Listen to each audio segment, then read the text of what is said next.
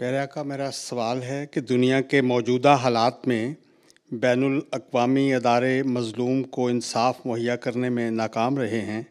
حضور انور کی رائے میں کیا تبدیلی لائی جائے کہ مظلوموں کی نجات کے عملی اقدامات ہو سکیں؟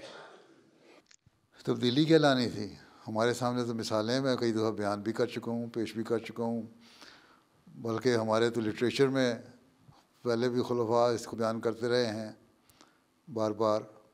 حضرت خلیفہ ثانی نے بڑی تفصیل سے بیان کیا ہے کہ پہلی جنگ عظیم ہوئی، انہوں نے لیگ آف نیشن قائم کی اس لیے کہ دنیا میں امن قائم کریں گے اور ہم دنیا کو ایک رکھیں گے، اور اب ہم جنگ میں نہیں ہونے دیں گے، تباہی دنیا میں نہیں آنے دیں گے۔ جو 4 سال کی جنگ ہوئی پہلی، اس طرح کی جنگ دوبارہ نہیں ہونے دیں گے۔ لیکن کیا ہوا؟ یہی ادارے جو تھے انہوں نے انصاف مہیا نہیں کیا، اور اس کے نتیجے میں پھر 1939 میں دوبارہ جنگ عظیم دوم شروع ہو گئی، اور اس کے بعد پھر انہوں نے یونائٹڈ نیشنز بنا دی۔ یونائٹڈ نیشنز میں پھر انہوں نے 5 ملکوں کو ویٹو پاور دے دی۔ پھر انصاف کہاں سے قائم رہا؟ جب تک برابری کے اصول نہیں ہوں گے اس وقت تک یہی ہوگا۔ ویٹو پاور سے پھر فساد دنیا میں پیدا ہو گیا۔ اب کیا ہے؟ اب اسرائیل ظلم کر رہا ہے تو بشک کہتے ہیں جی حماس نے ظلم کیا ہوگا، حماس نے ظلم، ان کے مار دیے 1300 آدمی، لیکن اس کے بدلے میں انہوں نے 10 گنا معصوموں کو مار دیا۔ ایک کے بدلے ایک کے بجائے 10 آدمی مار دیے اب تک، اور پتہ نہیں اور کتنے مارنے ہیں۔ تو اسرائیل کو کوئی کہنے کو کسی کو ضرورت نہیں ہے۔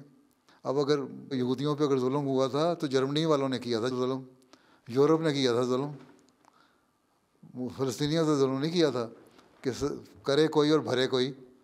یہاں ان کو سزا دی جا رہی ہے صرف اس لیے کہ اصل میں ایک لاشعوری طور پہ یا ارادتاً انہوں نے جو مسلمان ممالک ہیں یا اسلام ہے، اس کے خلاف ایک نفرت جو پائی جاتی ہے، اس کو یہ تو نہیں ہے لوگ کہتے کہ ہم اس مذہبی جنگ لڑ رہے ہیں، لیکن عملاً یہی ہے کہ کوئی بھی جو مذہب ہے اس کے خلاف، اور کیونکہ مسلمان زیادہ عمل کر رہے ہیں اسلام پہ، اس لیے ان کے خلاف تمام وہ طاقتیں اور قوتیں اکٹھی ہو گئی ہیں، اس میں ایتھیسٹ بھی ہیں اور دوسرے لوگ بھی ہیں جو مذہب کو ختم کرنا چاہتے ہیں۔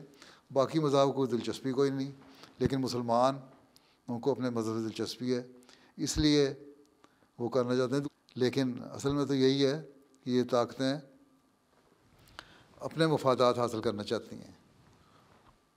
اگر مذہب نہیں بھی ہے تو تب بھی وہ اپنے معیشت کو قائم رکھنے کے لیے وہ چاہتے ہیں کہ تعلقات قائم رہیں، اور اگر کوئی یو این میں بل پیش کیا جاتا ہے، قرارداد پیش کی جاتی ہے تو اس کو ویٹو کر دیتے ہیں۔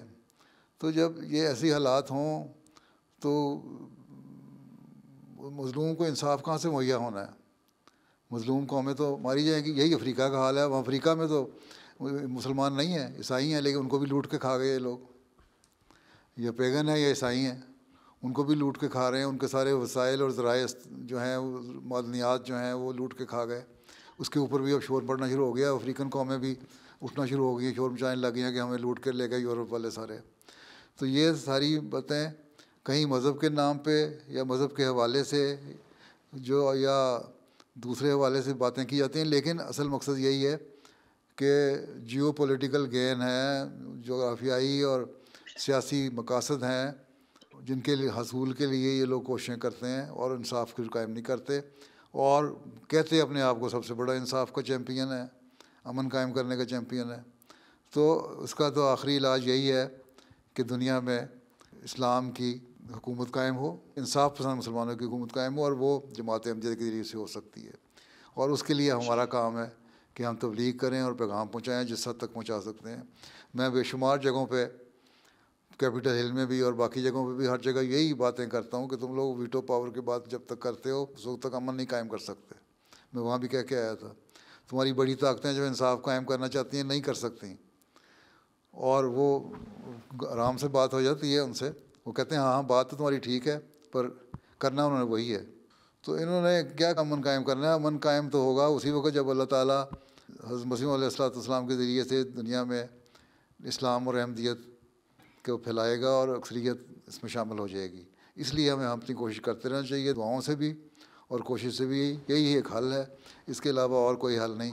اس وقت تک جب تک یہ حل کا نتیجے سامنے نہیں آتے, اس وقت تک مظلوم اسی طرح پستے چلے جائیں گے. اب یہ تیسری جنگ عظیم ہوگی تو اس کے بعد پھر ایک اور بین الاقوامی تنظیم بنا دیں گے امن قائم کرنے کے لیے, اس کا بھی یہی حال ہوگا. یہ تو دجالی چالیں ہیں, یہ کبھی ختم ہی نہیں ہونی. اس لیے بہت زیادہ دعاؤں کی اور بہت زیادہ محنت کی ضرورت ہے جو ہمیں کرنی چاہیے.